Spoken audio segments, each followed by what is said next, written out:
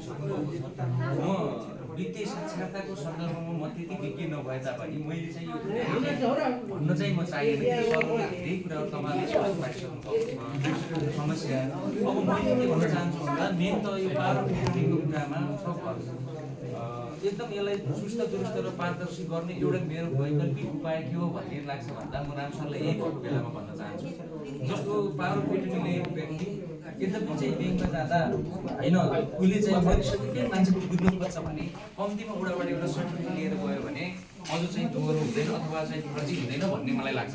किन भन्दा मृत्यु भए नभएको व्यक्तिको विषयमा पक्कै पनि उडामा चाहिँ जानकारी हुन्छ नै होइन। हामी सम्भवतः यो ग्रामीण भएको यतिको ठाउँमा चाहिँ कस्तो हुन्छ भन्दा हामीहरू कुनै चाहिँ घटना भयो भने हामी त्यो घटनामा स्वयं हामी पनि सहभागी भएका हुन्छौँ। त्यसले गर्दा पनि अब उहाँहरूले फर्जी गर्ने चाहिँ सम्भावना न्यून नै हुन्छ भन्ने मलाई लाग्छ। अब अलि बदमासी गर्ने नियतका मान्छेहरू कोहीले त्यसो गरिहाले भने पनि त्यसका लागि चाहिँ एउटा बन्धनका रूपमा चाहिँ ओडाबाट चाहिँ उहाँहरू भुल्न जाँदाखेरि सिफारिस ल्याइदिनु भयो भने हामीले गलत सिफारिस गर्ने कुरा त हुँदैन। त्यो भयो भने पनि यसलाई चाहिँ आर्थिक पारदर्शिता गर्न सकिन्छ भन्ने चाहिँ पक्कै पनि म यहाँ राख्न चाहेँ।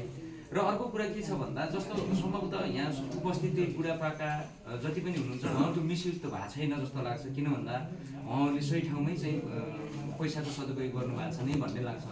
तर कतिपय सन्दर्भमा के छ भन्दा अलि नसक्ने बुवा आमाको चाहिँ सन्ततिहरूले चाहिँ खर्च गरिदिने चाहिँ सिस्टमको चाहिँ विकास चाहिँ यहाँ छ है, त्यो ट्रेन छ। किन भन्दा बुवा आमाको भत्ता बुझ्ने अनि छोराछोरीले खल्तीमा हालेर आफ्नो व्यक्तिगत खर्चका निम्ति युज गर्ने त्यस्तो खालको चाहिँ भएको छ होइन। त्यो हुन त हजुरहरूकै बाबुआमा हजुरहरूकै छोराछोरी हुन् होइन, तर भए पनि कहिलेकाहीँ चाहिँ बिरामी पर्दा होइन तपाईँहरूलाई विपद आइलाग्दा होइन त्यो पैसा सञ्चित गरेर राख्नुभयो भने काम गर्छ होइन। समस्या त भोलि बेला कहिलेकाहीँ मान्छेलाई एउटा चाहिँ हस्पिटलमा ट्रान्सपोर्टेसनै गर्न नसकेर एम्बुलेन्स चार्ज नै नभएर मान्छेले पनि जीवन गुमाएका छन् नि त।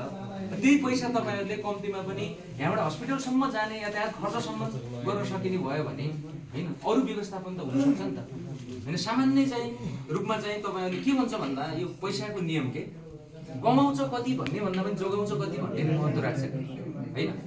मान्छेले 1 करोड कमाउँछ मानव वर्षमा 1 करोड भन्दा बढी 1 करोड 10 लाख खर्च गर्यो भने त्यो कमाउनुको कुनै अर्थ छैन के।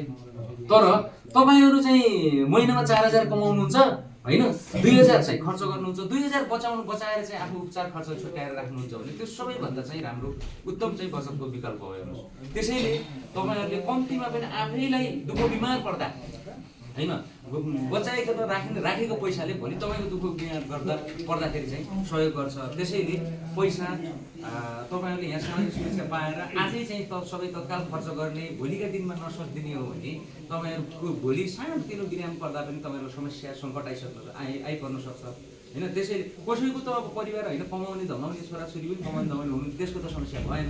तर तपाईँ कसैको चाहिँ परिवारमा चाहिँ कमाउने धमाउने छैन भने त होइन भोलि उपचार खर्च एकदम समस्या हुन्छ। त्यही भएर आमा बुवाहरू हजुरहरू सबैजनाले होइन कम्तीमा पनि आज हामीले चाहिँ यहाँ तपाईँहरूको भाडा मात्रै भए पनि बचोस् अथवा तपाईँहरूको चाहिँ भनौँ न कतिपय चाहिँ बुवा आमा त गाडी देख्ने बित्तिकै भोमिट हुने हुन्छ होइन। तपाईँ जस्तो मान्छे ब्याङ्कमा बसेर लाइन पुगेर बसिरहनु भन्दा कम्तीमा पनि हामीले यहाँ चाहिँ व्यवस्थापन गरेका छौँ। यसका लागि चाहिँ अब हामीले लेकबेसी नगरपालिका ब्याङ्कलाई अनुरोध गरेर उहाँहरू चाहिँ यहाँसम्म आएर भत्ता भाडा दिने व्यवस्था गरिदिनु भएकोमा विशेष गरेर लेकबेसी नगरपालिका र प्राइम ब्याङ्कलाई पनि म हृदयदेखि नै धन्यवाद सहित चाहिँ आभार पनि प्रकट गर्न चाहन्छु होइन। मेरा चाहिँ ठाउँका आमा बुवाले कम्तीमा यहीँ बसेर चाहिँ भत्ता पाउनुभयो भने उहाँहरूको आशीर्वाद मलाई मात्रै होइन ब्याङ्क र लेकबेसी नगरपालिकाका कर्मचारीहरूलाई समेत चाहिँ लागोस् भन्ने चाहिँ म यहाँ राख्न चाहेँ भन्दै र आजको यो म एउटा जानकारी पनि तपाईँहरूलाई के बनाउन चाहन्छु भन्दा हामीलाई खर्च व्यवस्थापनका कारणले पनि पटक चाहिँ प्रत्येक त्रैमासिकमा चाहिँ चौमासिकमा हामी यहाँहरूलाई चाहिँ भत्ता बुझाउन अलि असक्षम नै हुन्छौँ। त्यो भावनाले हजुरहरूलाई अब यो पटक चाहिँ हामीले यो पहिलो किस्ता यहाँ चाहिँ बोलाइदिन्छौँ। अब तपाईँको 2-3 किस्ता सञ्चित रहन्छ। एकैचोटि लास्टमा चाहिँ बर्खामा तपाईँहरूलाई चाहिँ भत्ता फेरि यहीँ बुझाउने गरी यहीँ बोलाउने गरिकन व्यवस्थापन गर्नेछौँ। पटक हामीलाई पनि अलिकति